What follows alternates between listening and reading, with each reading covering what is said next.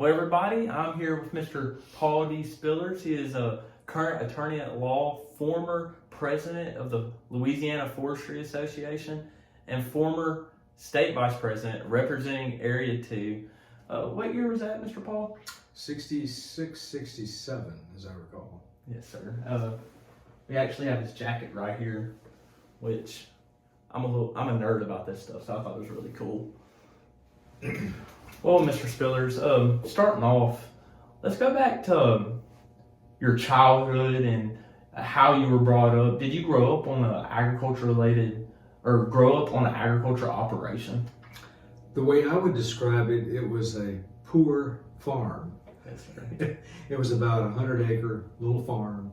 My father grew a lot of things that we ate. We ate out of our garden or our farm.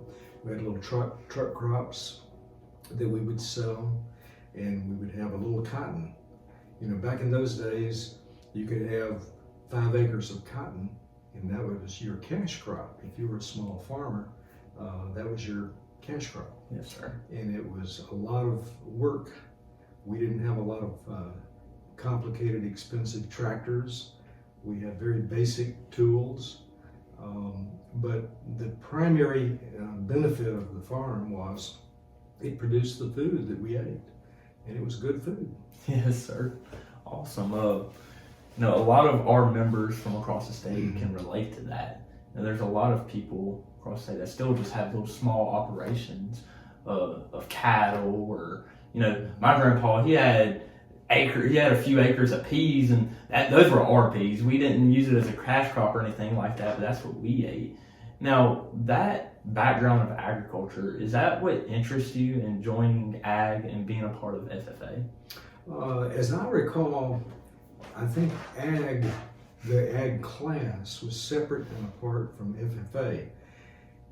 You took an academic class and you could join the FFA. It was discretionary, but they went together, kind of like ham and eggs. They fit together, and I was interested in both. Both had things to offer me. The ag class offered some very practical knowledge about stuff like welding, tuning a motor. I remember doing a lawnmower motor, tuning it up. So it was practical skills that I could use on the farm or in life. Yes, sir. And then the FFA part interested me because the FFA in those days, and I'm sure today, is more about leadership, citizenship, leadership, character. Those kinds of benefits, and that was separate and apart though from the ag class. Yes, sir. But they fit together really well. Yes, and sir. I've enjoyed both of them. Yes, sir. Well, one thing we pride ourselves on now is being an intercurricular course. So FFA is in the ag classroom now. It's kind of the same thing. We're actually the only intercurricular vocational ag course that there is, and that's something we're real proud of. What were some of your favorite competitions, events, or things to be a part of within FFA? Oh, as I recall, there were many things that interested me. I remember our ag teacher would take us out to somebody's farm and demonstrate how to do something. It might be dehorning a bull, or various other things that we would actually get to see on somebody's farm. That interested me. And then the FFA part, I remember, I think I remember parliamentary procedure. We would have competitions and parliamentary procedure, and also public speaking. That interested me quite a bit. And I remember, some of those bringing home a blue ribbon. Yes. And that was good. And also we had cattle. I remember cattle shows where you take your animal, and I remember having a pig one year, and one year I had a Hereford heifer. So there's all kind of activities and competitions that we could participate in, and I did a lot of them. Had a lot of ribbons. Yes. I don't know where my ribbons are today, but I used to have quite a few. Well, I'm kind of jealous because you seem like you just kind of done it all when it came to FFA and Yeah, ag class. I did, and I enjoyed it, and I learned things that help me today, even skills that are just classic skills that help everybody, I think. Yes, sir. Now, you kind of said that you were very interested in the public speaking, and in high school, that's really, I competed in some CDEs such as ag issues and forestry, but I've done more of the public speaking side of things. So how would you say that the leadership development events, which is the public speaking events, helped you in your adulthood and your career as an attorney? Well, attorneys have the reputation, and it's earned. They have the reputation of doing a lot of talking. Yes, sir. And what I think I've tried to do is to talk in such a way that we can communicate. And oftentimes, that's the less talking is better than the more talking. Little skills like that you pick up during those competitions. You want a speech to be concise. You want it to have no more than 2 or 3 points, and you want an introduction, you want a body, and you want a conclusion. Those skills were taught in FFA. Yes, and their skills, if you went to a public speaking class today, those skills are still taught. I mean, they're classic skills. Yes, sir. And I can totally get behind that. I mean, walking in my ag classroom, I was super shy and bashful, and I hardly ever talked. And my ag teacher told my mom as a freshman, he doesn't really say much. By my senior year, she was like, Bryson, sit down, shut up. She had to get on to me about talking because FFA helped me find my voice. Yeah, it gave me confidence. Yes, sir. And once you have done something and succeeded at it, you can do bigger things and succeed at those things. And as you do more and more, you become more and more confident. And confidence instills, efficiency. And you just get better the more you do it, the more you practice it. Yes, sir. One thing that, really I thought was really interesting is you were able to serve Louisiana FFA as the state vice president for Area 2. Can you talk a little bit about that year as a state officer, some memories you may have? And I realized this was 1967, so that quite a few days have passed. But as I recall, it seemed like there was an election, and we used to elect state officers. We had a campaign. We had to run a campaign. We had to print these push cards, handbills, various things, and I had to get people to help me campaign. So we'd go through this campaign, and we'd give a talk, and then we'd have an election, and it's similar to the way that we elect people today. You have a little campaign, you elect, and then you serve, and then you go out of office and you go home. That's kind of the way FFA was. But during the year that I served, we had the executive director that year was a Mr. John Vallot, V-A-L-L-O-T, I believe. He was just a real class act of a guy. And I remember he would take us, it seemed like we had different camps or meetings that we would go to as state officers, the entire group. We may go over a weekend to somebody's camp. I guess it was a camp. It was a very nice house on the lake. Mr. Vallot was there, and we would have little seminars that he or others would put on for us to teach a little more about leadership. And I remember one of those classes. I see you're wearing a tie today. I had never worn a tie, and I certainly didn't know how to tie a tie. But I remember one of the sessions, Mr. Bello taught us how to tie a Windsor knot. And that was really special. I thought I had discovered the out. It isn't the knot that I have right here. but he was good at teaching boys from the country like I was. I was a country boy. I didn't know much about city stuff, but he introduced us to tying a tie, and then we'd also go visit different businesses. I remember visiting the radio station in New Orleans. I remember visiting Community Coffee in New Orleans, the zoo. You know, he just took us and introduced us to a part of life that we had never been exposed to. And that was quite interesting. Yes, sir. Yes, sir. And you kind of talked about those long trips or day trips, and you go and give 5-10 minute speech, and you kind of talk around and socialize with the FFA members and give them advice. And that's great experience. That's still state office now. That's great experience, because you realize other people are looking at you, and you've got to set a good example. You gotta walk the talk and talk the walk. I mean, you gotta be consistent.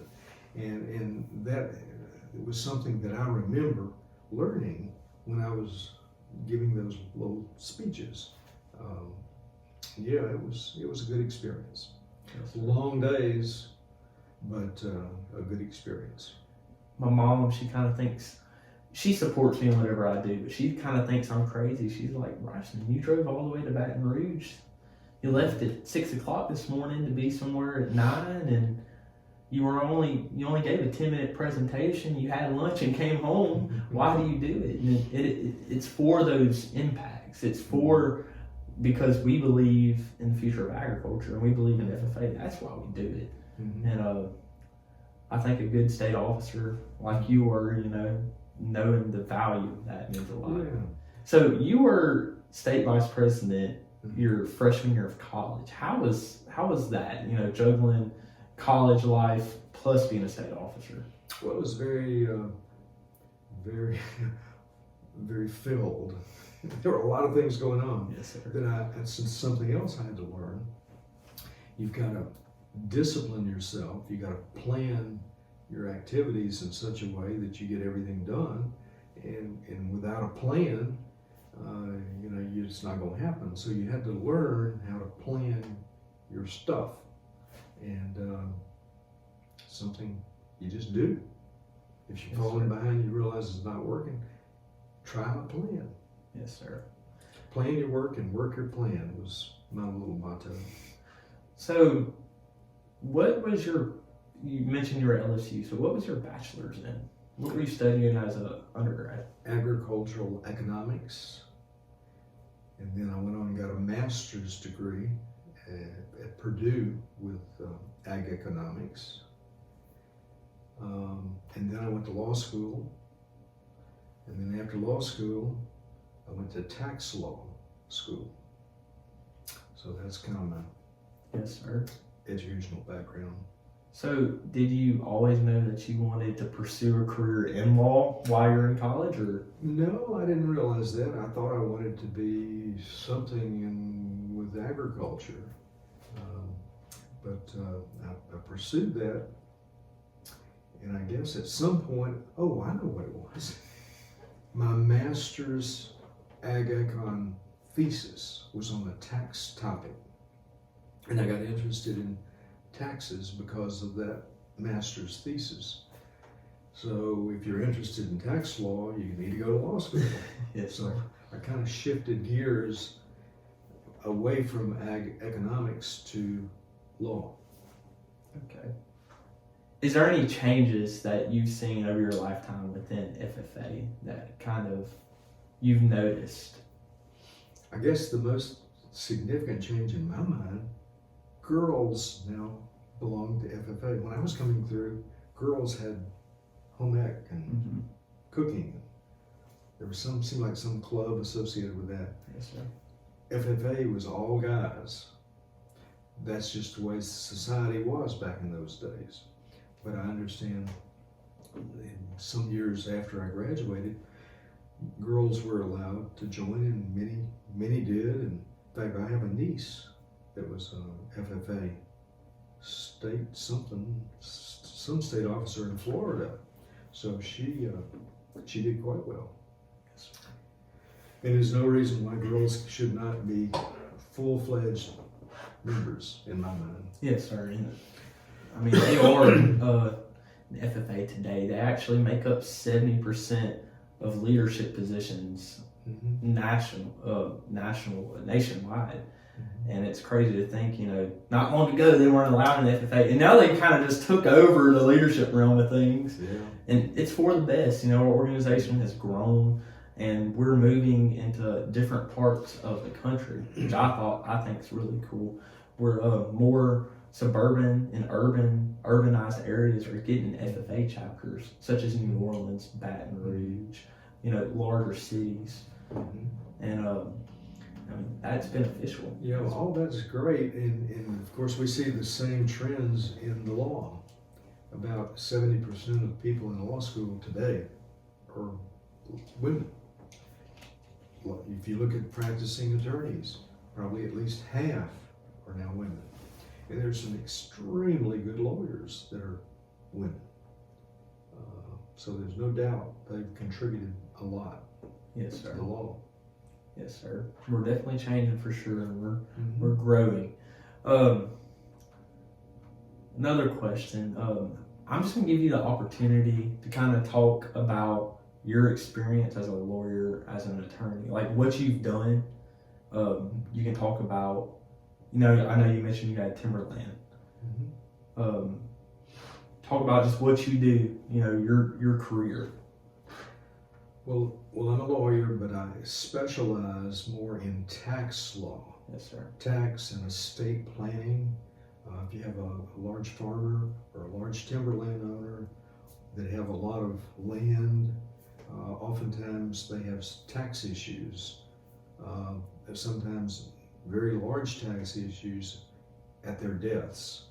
So trying to figure out a plan to, as they age, try to get rid of some of their property to their children, grandkids, in such a way that when they ultimately die, there's not much tax to be paid. So I do a lot of work like that. So I have to know a little bit about farming, a little bit about soil, a little bit about timber, and I've enjoyed learning it because that's my background. I was raised on a little farm, so I know what a tree looks like. Yes, sir. I know the difference between a hardwood and a softwood. But anyway, all that has been beneficial to my practice. Does that? Yes, sir. Yes, sir. And we were speaking earlier, and you mentioned that you own timberland, which I was really cool. I didn't know that. Yeah, over the years, I've been very lucky to be able to acquire several tracts of timberland in Mississippi and North Louisiana.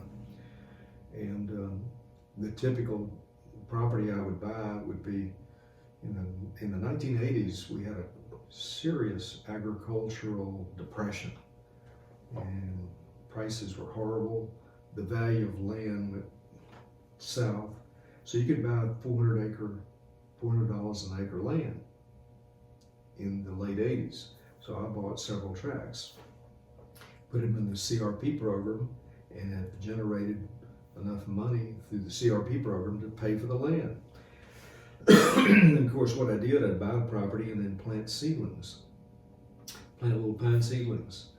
And over the last 30 years, those little seedlings have become mature forests. And it's just really, satisfying to be able to walk out and tell my kids, hey, I planted that little seedling.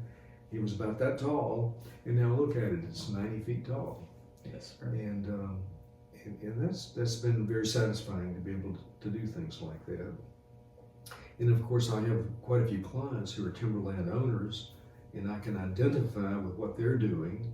They're planting, they're doing all kind of things with their forests. They're doing herbicide applications, control burns, and managed cuts, and I understand that lingo that they're using, and that's been beneficial. And I can remember the very first pine seedlings that I planted were supplied by my ag teacher in high school.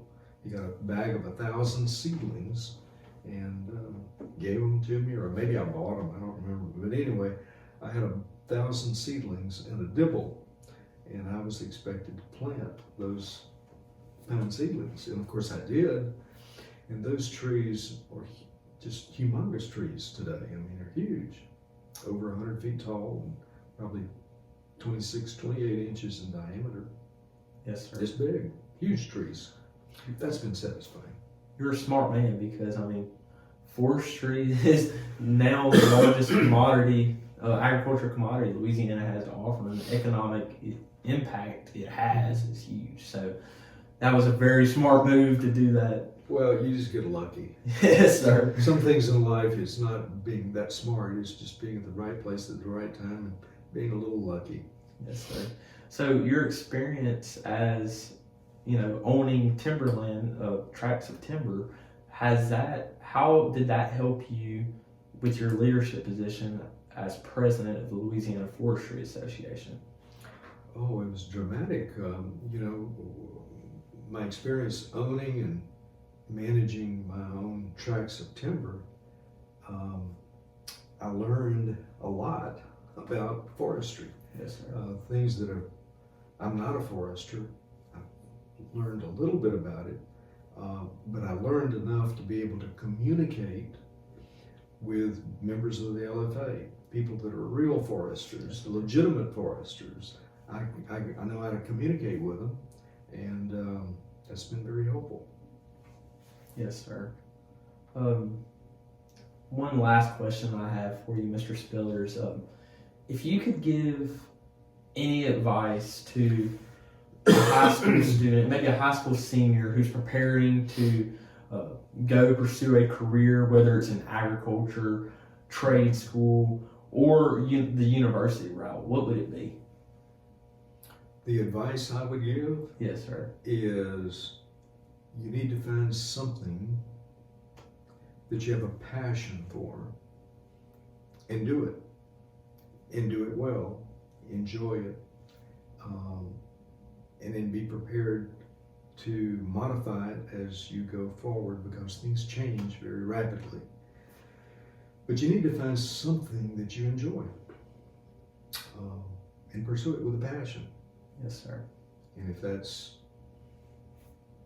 agriculture, great, or if it's nuclear physics, whatever it happens yes, sir. to be, Couldn't be me. whatever it happens to be, you need to find something you enjoy. That's so important. Something you can get pleasure in. Because if you enjoy it, you never have to go to work. It's fun, and you'll do well. You'll do it well, and people will learn about how good you do things, and they'll come to you, and you'll be successful because you do things well. Yes, sir. Does that make sense? Oh, yes, sir. I totally. Whenever I decided I was going to be an ag teacher, people would tell me, or even my dad, he supported me, but he was like, "Son, you're not going to make a lot of money. Why do you want to do it?" And I told him I would like it. I would like being able to pass down what my ag teacher passed down to me, and like what your ag teacher was able to give you. And I won't have to go to work. I'll enjoy my job. Yeah. People that work just to make enough money to live and just go through the drudgery of that day-to-day schedule, I feel sorry for them. I want to shake them and say, break out of that rut. Find something you enjoy and pursue it with a passion. Now, if you try it and things are just not working, you got to be able to change. And that's what's so wonderful today. We have the tools today. You can change on a dime. Give you an example. I have a nephew that went to nursing school, became a nurse, a really good nurse. He graduated top of his class, went to work as a nurse, hated his job. So he decided to change. He went back to school and got a degree in construction management. And now every day his boots are muddy, but he's doing what he enjoys. He's outside, and he enjoys that. He would have never enjoyed being a nurse. Yes, sir. Even though he was good at it, you didn't enjoy it. Yes, sir. One other little bit of advice, that when I went to school, there was the theory was there's this finite amount of knowledge that you need to learn.